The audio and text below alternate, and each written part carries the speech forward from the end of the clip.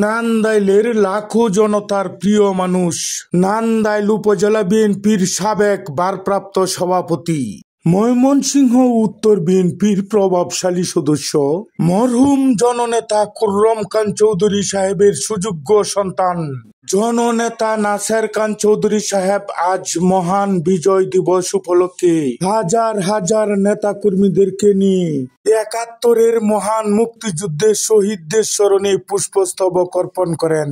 পুষ্পস্তবক অর্পণ শেষে নেতা কর্মীদেরকে নিয়ে নান্দাইল শহীদ স্মৃতি কলেজ মাঠে সংক্ষিপ্ত আলোচনা করেন। আলোচনা শেষে এক বর্ণাঢ্য র্যালি ও মিছিল অনুষ্ঠিত হয়।